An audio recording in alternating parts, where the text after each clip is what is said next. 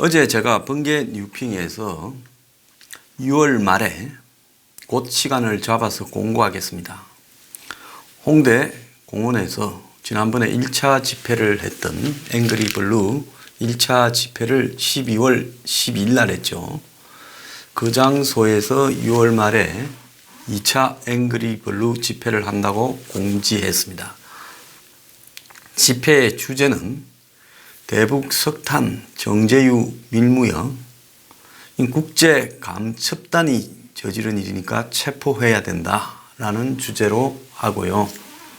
모든 준비나 비용은 뉴스 브리핑에서 제가 하겠습니다. 그래서 후원금은 일체 받지 않습니다. 자, 저는 이 문제가 앞으로 국가의 정체성과 존립을 건 살이 걸린 문제라고 생각을 합니다. 자, 이 중요한 문제를 지금 야당에서는 공식적으로 언급하고 있지 않습니다. 사실 이 문제를 언급하면요, 제가 많이 괴로워집니다. 왜 괴로워지냐? 자, 이 문제를 언급하는 순간에 그야말로 이런저런 또 저에 대한 엄청나게 많은 이 불편함이 가해질 거라고 보고 있습니다. 당장 어제 저녁에만 해도요, 한참 시간이 지나도 1부, 2부가 잘 올라가지 않아요. 그래서 특히 그 2부를 보니까, 그래서 제가 한참 몇 시간을 지켜보다가 어떻게 몇 시간째 1000명도 안 바뀌냐. 그래서 어제 9시 46분에요. 조회수가 22,794였습니다. 2부. 이 제목이 문정권 이후 급증한 북석탄 밀수, 문정권 조사 방해, 세컨더리 보이콧 위험 처한 이 다수 정제유 밀수사 및 대출은행, 이렇게 제목을 단 내용입니다. 그런데 그로부터 3시간이 지난 오늘 새벽 12시 24분에 22,091명, 오히려 시간이 3시간이 지났는데 703명이 줄어 있습니다. 저는 제2의 드루킹 같은 조직이 있어서요, 이 뉴스 브리핑에 대한 집중적인 압박을 한다고 봅니다. 특히 제가 이런 말을 한번 하고 나면요, 조회수 가지고 징징거린다. 뭐 상업성에 눈이 멀었냐. 또 이러면서 집중적인 댓글이 올라옵니다. 특정한 몇 사람이 올려요. 그래서 이 뉴스 브리핑이 작년 12월 12일 집회한 이후부터 이상한 현상이 나타나서 지금 39만 명에 좀 있으면 한 달째 머물고 있습니다. 아직도 5,000명에 못 가고 4,000명 초반대에 있어요. 39만 넘은 지가 언젠데. 자, 그리고 최근에 조회들이 보면 거의 반토막 수준보다 더 작게 이렇게 깎였고, 이러다 보니까 전체적으로 뉴스 브리핑에 여러 가지 데미지가 있죠. 말 안 하겠습니다. 제가 감수해 가는 거니까요. 그리고 앞으로도 더 이럴 겁니다. 그것도 감수할 겁니다. 그런데 제가 하나 당부드리고 싶은 것은, 이제 뉴스 브리핑에서 황장수가 앵그리블루 2차 집회를 하는데 그 집회 내용을 북한 석탄 밀수, 그리고 또 정제유 밀 반출 같은 부분에 이 국제 간첩단이 있다. 그걸 잡아야 된다. 이렇게 말을 하기 시작하면 안팎에서 온갖 형태의 방해와 뉴스 브리핑이 제대로 돌아가지 않도록 방해가 나올 겁니다. 그뿐만 아니라 또 온갖 엄해가 또 보수 진영 내부의 공작 등을 통해서도 등장할 거예요. 여러분, 저는 정치적 야심이나 야욕도 없습니다. 그러니까 보수 진영 내부의 잘못에 대해서도 철저하게 비판을 해서 욕도 많이 먹고 있습니다. 자, 그렇지만 최근에 저한테 대해 가해지고 있는 이런 유튜버 등에 대한 공작은요, 이건 정말 인내 차원을 넘어서서 이제 보수 일각에서는 저보고 황교안 나경원이 비판하지 마라 그럽니다. 저는 황교안 나경원이가 북한 석탄과 정제유 밀무역에 대해서 당의 공식 입장을 채택해서 밝히면 그 뒤로는 한마디도 비판하지 않겠습니다. 이 문제를 조사를 추진하고 밀어붙이고 싸우면요, 그때부터 황교안 나경원에 응원하겠습니다. 제가 그 두 사람한테 개인적인 억하 심정 하나도 없어요. 제가 그 둘한테 잘 볼 이유도 없고 일부러 밉보일 이유도 없습니다. 자, 그런데 저를 나무라면 어떡합니까? 그 두 사람을 나무래야죠. 여러분, 지금 문 정권의 독재 수준 제가 나중에 이야기하겠습니다만은 이 수준을 감안하면 현재 정상적인 행태로 내년 총선이 치러질 수 있다고 생각합니까? 검찰을 해체해서 공수처를 만들고 경찰을 해체해서 국가수사본부를 만들고 그걸 전부 다 대통령이 임명하고 대가리들을 그리고 선거법을 바꿔가지고 저거 2중대, 3중대, 4중대가 훨씬 많은 의석을 가져가도록 만들고 그리고 사법부와 검경위부터 시작해서 국정원, 국세청부터 온 국가 공안 사찰 기관들이 다 달라붙어서 반대 세력들을 공격을 합니다.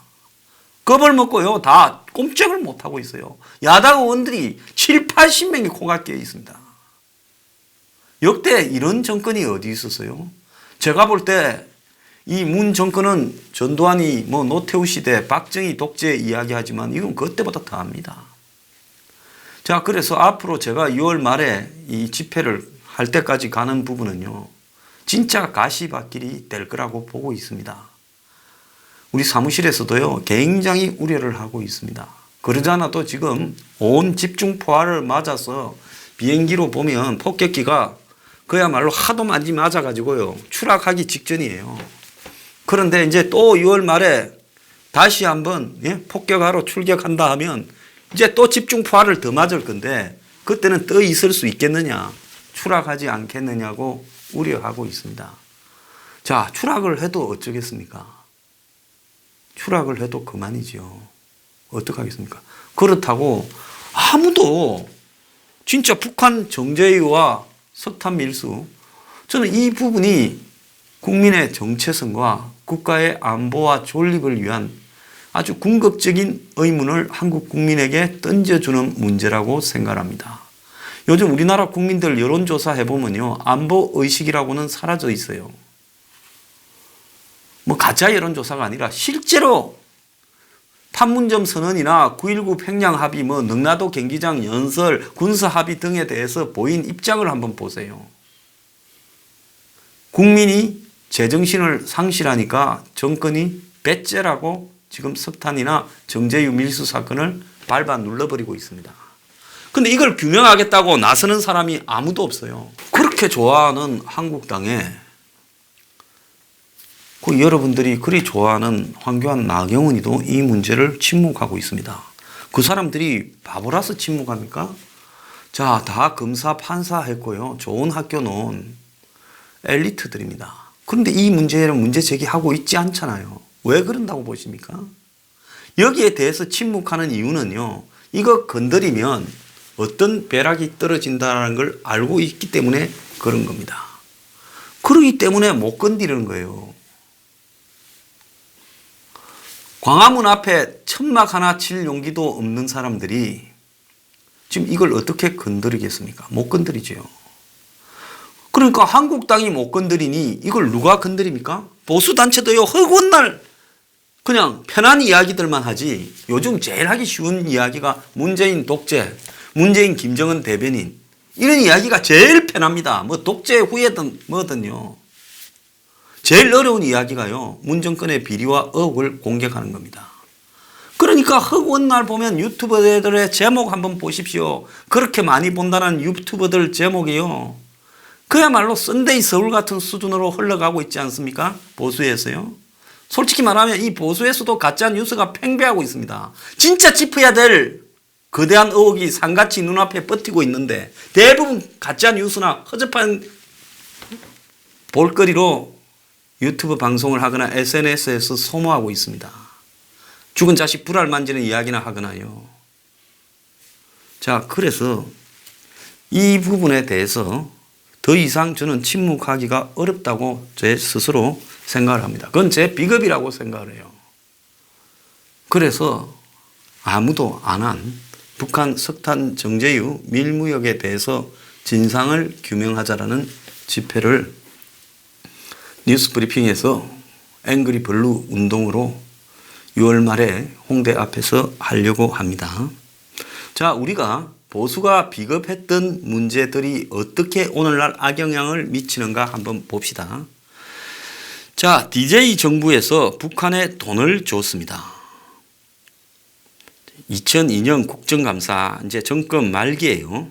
DJ가 2000년 6.15 회담을 한다고 북한에 돈 준 거 아니냐라는 이야기가 나오고 김대중이 특별 담화를 발표했지만 수사 요구가 커졌고 자, 그래서 결국 검찰 수사는 막았지만 의혹은 더 커졌습니다. DJ 정부를 계승하는 노무현 정권에서 당시 한나라당 주도로 보수 한나라당 주도로 특검이 발의되어 노무현이 특검을 수용했습니다. 그래서 특별검사팀이 구성되고 수사가 시작되었습니다. 당시 노무현이 이 특검을 수용한 것은 매우 잘한 일. 물론 정치적으로 DJ 측과 단절하자라는 입장이 있었겠지만은 매우 잘한 일이라고 저는 보고 있습니다. 그래서 이 노무현의 대북 송금 특검 승인은 한나라당에서도 의외로 이렇게 받아들여졌고 동교동에서 큰 반발을 했어요. 그래서 특검팀이 구성되어서 현대그룹이 대북 7대 사업권 구입 목록으로 4억 5천만 달러를 북한 정부에 몰래 불법 송금했고 그 중에 1억은 정부의 정책지원금, 즉 정부의 정책금융은행에서 나온 돈이라는 것이 밝혀졌습니다. 결국 비공식적으로 4억 5천만 달러를 줬다. 그 중에 정부 돈도 들어 있었다.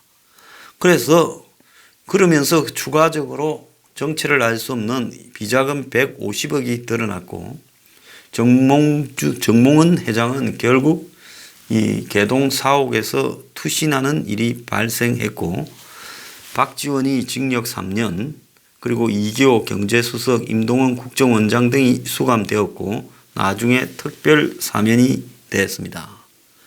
그래서 이 문제 때문에 노벨상 수상을 돈 주고 산 노벨상이다라고 하는 여론이 보수 진영에서 형성됐고 이 햇볕 정책에 대해서도 비난이 거세졌습니다. 그런데요, 이 문제에 대해서 보수 정권이 들어서고 난 이후에 다시 이 문제를 철저하게 재수사해서 그때 드러나지 않고 감춰졌던 비밀, 정몽원 회장의 자살에 관련된 비밀 등을 추가로 조사해서 다시 했어야 된다고 저는 보고 있습니다. 그런데 보수 정권은 이걸 덮었어요. 솔직히 이명박 박근혜 정권이 과거 좌파 정권에서 벌어졌던 국가의 정체성과 관련되는 의혹에 대해서 조사하지 않고 덮는 비겁함을 보였습니다.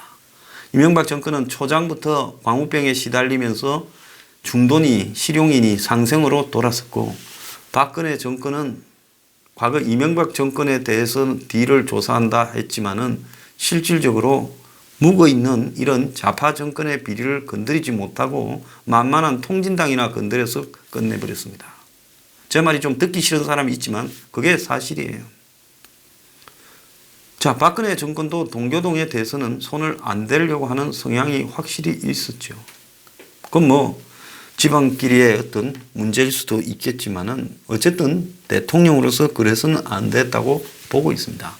저는 북한하고 잘 지내는 것도 좋고 뭐도 좋은데요. 모든 것은 국민들 앞에 알리고 공개적으로 가야 된다. 제 생각이 다르더라도요. 북한하고 그렇게 추진할 수도 있어요. 좌파 정권이. 그렇지만 그걸 국민 앞에 모든 것을 공개하고 밝힐 수 없는 짓이라면 안 해야 된다라고 보고 있습니다. 하려면 공개적으로 하고 책임져야 되는 거고요. 자, 그 이후에도 노무현 전 대통령 때도 아프간 인질 석방금 일부가 노무현 정권 때 14 무슨 이 북한 방문과 관련해서 이렇게 주어진 게 아니냐는 의혹이 제기되었지만 허지부지 되었습니다. 자, 그런데 지금 북한이 핵 개발을 이제 본격적으로 완성하고 또 각종 단거리부터 ICBM까지의 미사일을 발사하는 국면에서 그리고 그런 부분을 갖다가 비핵화를 하기 위해서 미북 정상회담이 추진되는 와중에 문 정권이 들어서자 말자부터 시작해서 유엔의 대북 제재를 지금 미국이 밀어붙이고 지금도 밀어붙이고 있습니다. 그리고 그 제재에 유엔 안보리가 결의로 각종 대북 제재안을 이렇게 지금 발효시켰습니다. 그래서 북한이 관련 있는 주요 품목에 대해서 이 압박을 하고 있지요. 그래서 북한의 수출품도 압박하고 북한의 수입품도 압박하고 있습니다. 자, 이런 상황에서 한국이 지금 한국 주변의 바다, 동중국 해나 동해나 전부 7개 우방 다 6.25 때 와서 군대를 보내서 싸웠던 나라들입니다. 그 사람들이 해군을 보내서 초계기와 경비정과 군함이 지금 샅샅이 뒤지고 있는데 대북 밀무역이 이루어질까봐 한국 정부가 묵인 방조 내지는 주도하는 대북 밀무역이 공공연하게 그런 대북 제재망을 감시망을 뚫고 행해졌다면 이건 정부가 아니다라고 생각을 합니다. 적어도 현대가 사업권 딴다고 줬다라는 명목으로 포장되어 있는 DJ의 대북 송금의 명분이라도 조금은 있었습니다. 그러면 대북 밀무역은 무슨 명분으로 포장하겠습니까? 이거는 포장할 명분도 없는 거예요. 만약에 현대라는 부분을 끼워서 사업권 따는 명목으로 실제로 그런 의미도 조금은 있었죠. 큰 거는 정권이 주고자 했겠지만 포장이 없었다면 김대중도 이 일에서 자유롭지 못했을 거라고 보고 있습니다. 자, 그런데 지금 이 문제는 북한의 석탄을 몰래 사서 한국의 한전사나 남동발전, 제철소 등이 써주고 그리고 한국 은행들이 송금에 관여되고 또 북한에게 정제유를 몰래 주고 그건 돈을 받았다는 이야기는 어디에서도 안 놉니다. 공짜로 준 것 같아요. 그리고 거기에 동원된 배들의 한국 은행들이 3개 이상이 지금 연루되어 있고 한두 번도 아니고 집중적으로 그 일을 하고 근데 그 일을 하기 위해서 거의 스파이 영화나 보듯이 배 페인트 칠을 다시 하고 이름을 바꾸고 배 깃발을 바꾸고 자, 이런 일을 했다라는 것은 이거는 있을 수가 없는 일이 벌어진 부분입니다. 자, 그러면 이런 일을 저지른 부분에 대해서 그야말로 국민들은 이 사실에 대한 진실을 파악해서 만약에 이런 일을 했던 무역회사나 선박회사의 배후에 국가기관이 있거나 국가정보기관이 관련되어 있다면 이 일은요 그야말로 일파만파가 되는 겁니다. 이거는 그야말로 국민들을 속이고 정권이 북한과 내통해서 유엔의 대북 제재망이나 미국의 제재망을 한마디로 엿먹인 부분입니다. 이렇게 되면 당장 미국이 나서서 한전이나 남동발전이나 석유공사나 오일허브 코리아의 세컨드리 보이콧을 해야 되고 여기에 연루된 한국은행 다수 거기에는 무슨 국책금융은행도 있다고 봅니다. 그런 데를 전부 다 제재를 해야 되죠. 그리고 그런 것이 경제적으로 데미지가 온다면 우리가 다 감수해야 됩니다. 왜? 저런 정권을 뽑은 대가를 우리가 치러야 되는 거죠. 자, 그래서 이 부분이 뭐가 문제냐고 북한에 돈도 줬는데 잘 지내기 위해서 석탄이나 만약에 오일을 주는 것이 무슨 문제이냐. 이렇게 이제 이야기를 어느 시점에는 하고 놓을 수도 있어요. 뻔뻔한 놈들이라서요. 이쯤 되면 그때는 그야말로 내전이라도 벌이자 이렇게 가야 되는 겁니다. 이거는 만약에 정권이 그런 식으로 자행을 했다 하면 이건 쫓아내야 되죠. 이제 전 국민 불복종 운동에 나가야 되는 겁니다. 나 집어넣으라고 나가야 돼요. 근데 이런 어마어마한 일에 대해서 다들 알고 있으면서 쉬쉬해요. 보수 언론이라는 데도 보도를 잘 안 합니다. 어쩌다가 조금씩 보도하죠. 그 사람들이 이 일이 어떤 왁구가 짜여져 있는지를 윤곽이 짜여져 있는지를 모르겠습니까? 다 알지요. 그럼에도 불구하고 말을 안 합니다. 그래서 이거는 결국은 일본이나 미국에서는 사실상으로 한국 정권이 이 대북 밀무역에 관계되어 있다라고 지금 보고 있고 그래서 공식적으로 정부는 말을 하지 않지만은 엊그제 문해춘추 같은 잡지나 또 거기에 전문가들은 한국 정부가 지금 이런 일을 자행하고 있다라고 사실상 보고 있습니다. 자, 그러면 우리가 문 정권이 뭐 다른 부분에 무슨 이 적폐청산이나 또 더 나아가서 자신들이 이야기하는 무슨 통일, 무슨 평화 드라이브 다 좋아요.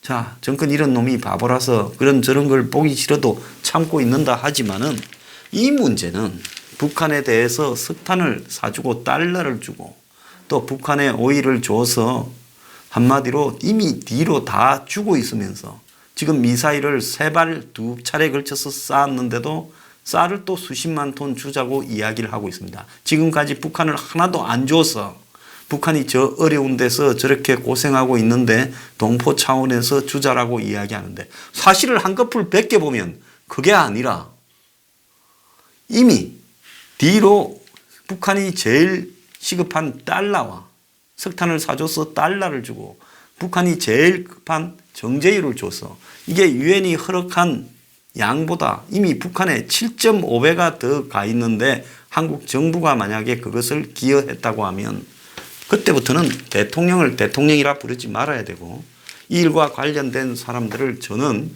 간첩 혐의로 처벌해야 된다는 게 제 생각입니다. 간첩이 아니면 언제 만나가지고 이런 모의를 해서 이렇게 뒤로 주는 일을 국민 모르게 속여서 할 수 있고 공기업과 국책은행, 은행들이 협조할 수 있단 말입니까? 이게 간첩이 아니면 뭐가 간첩입니까?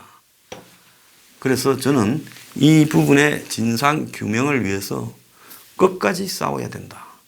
그래서 여러분께 부탁합니다. 6월 말 홍대 앞 집회에 이 북한의 정제유, 석탄 등과 관련된 밀무역에 국제 간첩단이 개입되어 있다. 그 간첩단의 뿌리가 무엇인지 찾아내야 된다. 자, 그 집회까지 가는 길이 순탄치 않을 걸로 생각합니다만은 어쨌든 가겠습니다. 여러분께서 많이 호응해 주시기를 부탁드립니다.